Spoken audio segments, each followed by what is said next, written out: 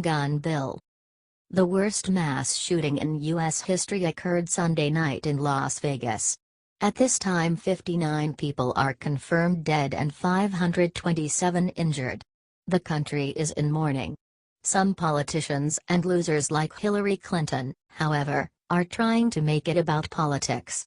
As Breitbart reports, Paul Ryan has just caved into an idiotic statement by Hillary Clinton and let it impact government legislation. Ryan has announced that he is not going to let legislation on deregulation suppressors go through Congress at this time. Here's the background. After the attack, sore loser Clinton tweeted this. "Here's the problem: silencers, suppressors, don't work on automatic weapons. They would melt if you tried to apply them to one."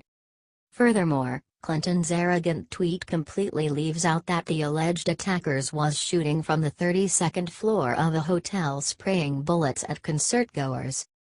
In any case, Ryan has now agreed to shelf the Hearing Protection Act, which involved suppressor deregulation. The act gets rid of the extensive and troublesome bureaucracy of getting a silencer and cuts down on taxes for them. But thanks to Clinton's tweet, which made no sense, Ryan has bowed down. As if it wasn't enough, Clinton also had the nerve to blame the NRA for the Las Vegas shooting. Many at the country music concert who were shot at are NRA members. But Clinton just wants to play politics with tragedy. What do you think about this story? Is Paul Ryan showing his true liberal colors? I thought he liked hunting. Doesn't he realize how stupid Clinton's tweet is?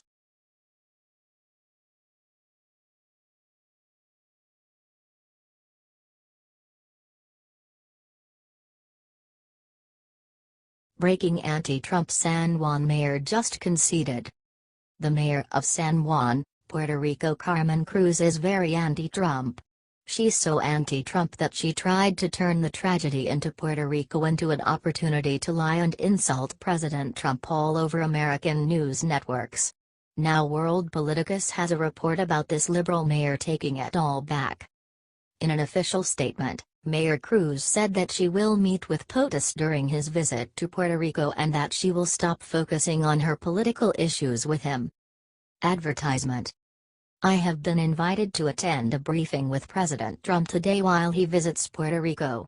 I have accepted the invitation on behalf of the people of San Juan and out of respect for the American people represented by the Office of the President of the United States, Cruz wrote. So she respects the office of the presidency now? Okay, let's see. She goes on. I will use this opportunity to reiterate the primary message: this is about saving lives, not about politics. This is also about giving the people of Puerto Rico the respect we deserve, and recognizing the moral imperative to do both. Advertisement. To save lives we need a robust and continuous supply chain of aid. We need to adapt standard operating procedures to local reality. And above all, we need to cut the red tape. Open channels of communication are always good to have, but they must produce much-needed results, Cruz writes. Okay, so we will see if she's serious about this not being about politics now. After all, it is her who made a decision to make it about politics earlier, not Trump. POTUS just responded, he didn't take the first shot. Cruz's statement ends. This is a humanitarian crisis and it must be treated with that sense of urgency.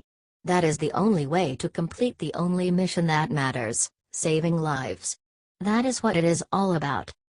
Couldn't agree more. This is a humanitarian issue, not a political one. How do you think Trump and Cruz's meeting will go? Do you think they'll mend fences and get over past disagreements, or is it going to be super awkward and lead to an even bigger media spectacle?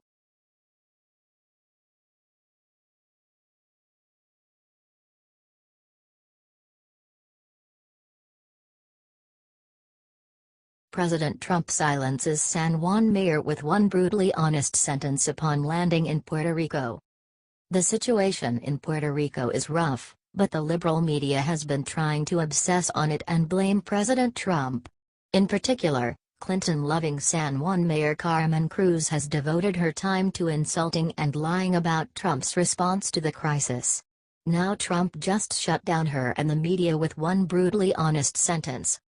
As the Week reports, Trump noted today that the situation in Puerto Rico has led to 16 people being killed, as opposed to Hurricane Katrina, for example, where thousands were killed.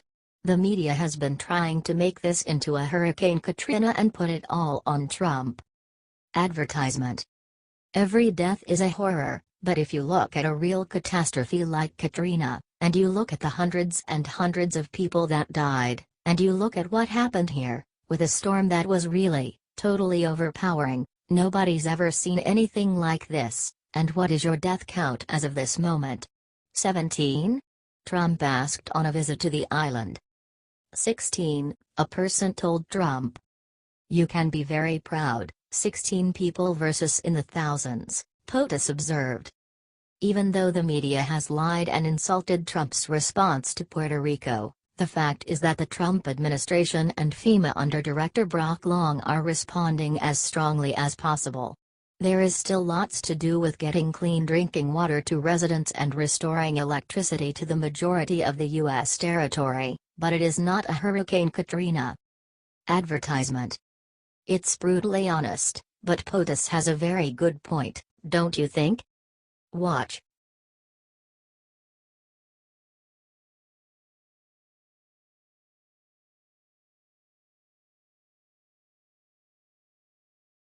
Just an NFL loses second major sponsor over national anthem protests. Another one, and by one I mean NFL sponsor, bites the dust and has pulled their ads from NFL games. This will not be the last of them, you can be sure. When advertising hurts businesses, they stop advertising, and that is what is happening with NFL sponsors.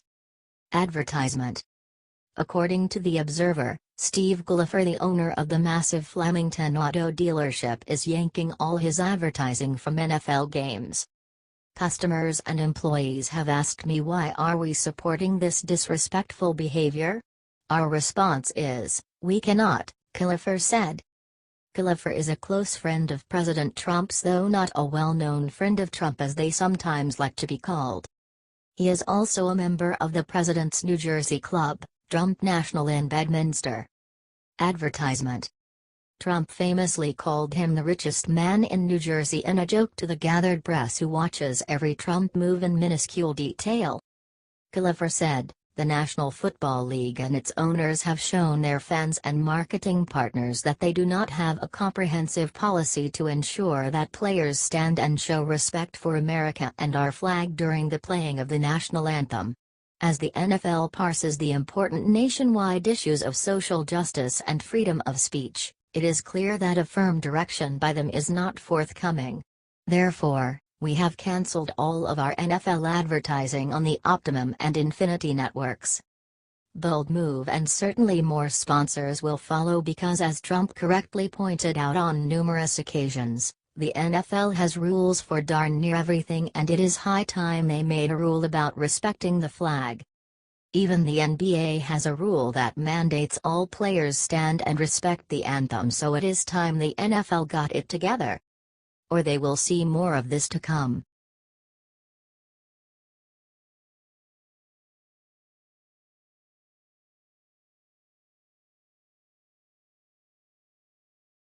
Kamala Harris proves she's going straight to Hades with what she just said about Trump in church. Senator Kamala Harris proves that she is just another liberal. She hates America and stands with the NFL kneelers instead of the patriots opposing them. She defended the despicable actions of kneeling and anti-American rhetoric, saying that they shouldn't be threatened or bullied. Oh, cry me a river. Advertisement. Senator Kamala Harris proves in one statement why she is a Democratic favorite for the 2020 election. Let's speak the truth that when Americans demand recognition that their lives matter, or kneel to call attention to injustice, that is an expression of free speech, protected by our Constitution, and they should not be threatened or bullied, Harris said in her first comments about the NFL protests during an appearance at the First Congregational Church in Atlanta.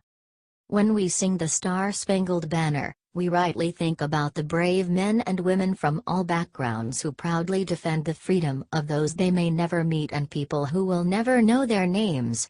When we sing the Star-Spangled Banner, we also think about those marching in the streets who demand that the ideals of that flag represent them too, she continued.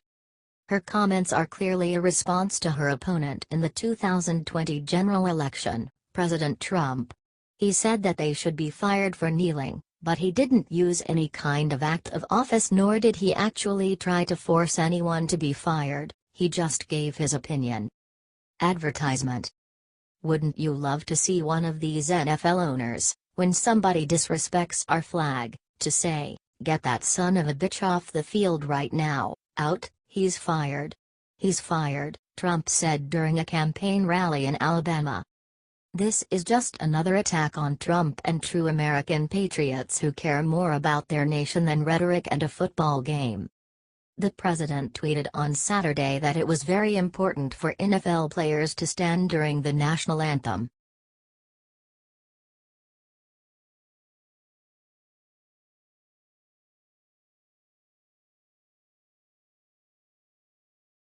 Democratic reps disgrace themselves, boycott moment of silence for Las Vegas victims. Fox News Insider just brought a story about a disgusting pig in the House of Representatives. Talk about politicizing tragedy, the Democratic reps have shown just how disgusting they truly have become. There were 2 Democratic reps who thought it was appropriate to disrespect the memory of the victims of the Las Vegas massacre. Advertisement. Seth Moulton and Catherine Clark, both are Democrats, both are from Massachusetts. It's appalling that they would behave this way and not honor the victims during the moment of silence. Moulton hopped on Twitter and show his hatred and disrespect for these victims, showing what kind of bitch he is. There is no reason to behave like this. This is a guy who used to joke around during the Pledge of Allegiance in school and no one ever called him on his bullshit, so now he is acting a fool. He and several Democrats also refused to stand for a moment of silence for the victims of the June 2016 Pulse nightclub shooting in Orlando, Florida. The Democrat is an outspoken gun control advocate, and has pressed Republicans to take up gun control legislation. The gunman, 64-year-old Stephen Paddock, opened fire on a country music concert from his room on the 32nd floor of a nearby hotel. The attack killed 59 people and injured over 500. What do you think about this disgusting crap?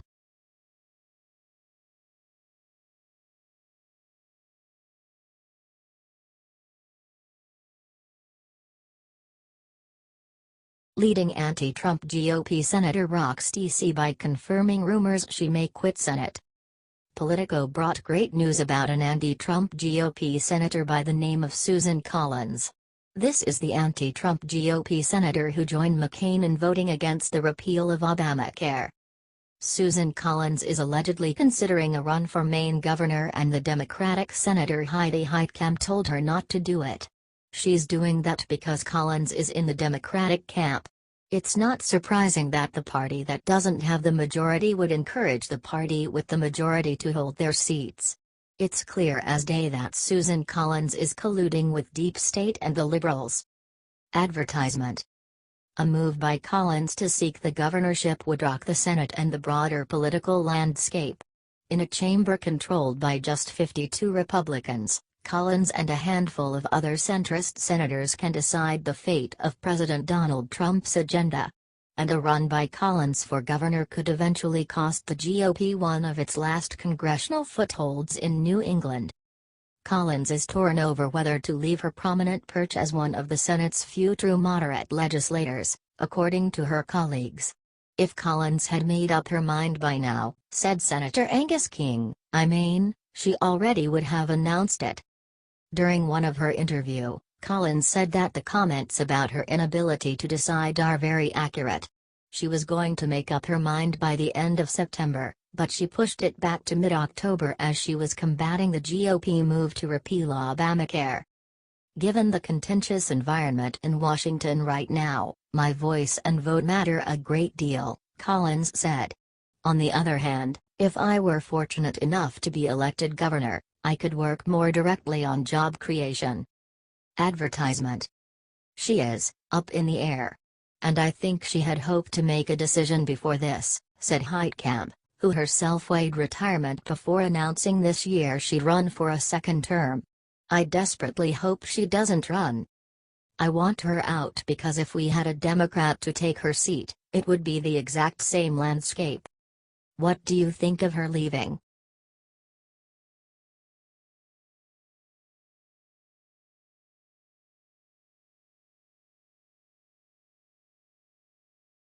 Laura Ingraham absolutely destroys despicable Hillary Clinton's ignorance on guns. Laura Ingraham absolutely destroys losers on a regular basis. One of those losers is Hillary Clinton. Let's not forget that Hillary Clinton has done her best to stand on the graves of everyone who has been tragically killed. Laura Ingraham absolutely destroys people who are disrespectful to the nation and to the victims of these crimes. The left reacted to the shooting by prayers and well wishes? No, according to Breitbart, numerous others, and myself have reacted by calling for the banning of guns. It's unreal how quickly they politicized numerous deaths in Las Vegas. Advertisement. Tuesday on Fox News Channel's Fox and Friends, Laura Ingraham criticized former Democratic presidential candidate Hillary Clinton for tweeting the Las Vegas shooting could have resulted in more deaths if the gunman had a silencer. Ingraham said, Hillary Clinton spoke before she knew any of the facts. You can't really put a silencer on an AR-15. It melts the barrel. She continued, all of the people who actually know guns were like, she doesn't know what she's talking about. There is just a level of ignorance, and I found it to be despicable. If Hillary Clinton wants to run for president again and take the Second Amendment to the ballot box, I think she should do it. Why does the left always grandstand on graves? Advertisement. If it's a white male, they call out white people and men. If he has a gun, it's the trifecta. If it's a black guy killing people, it was the gun if he had a gun. If he didn't have a gun, it was systematic oppression that made him feel like he needed to kill people. If a Muslim blows up a building, it's Islamophobia. They are disgusting. The left should be given open borders to leave America for 6 months and give them resettlement funds, and then we could make America great again. What do you think of the video?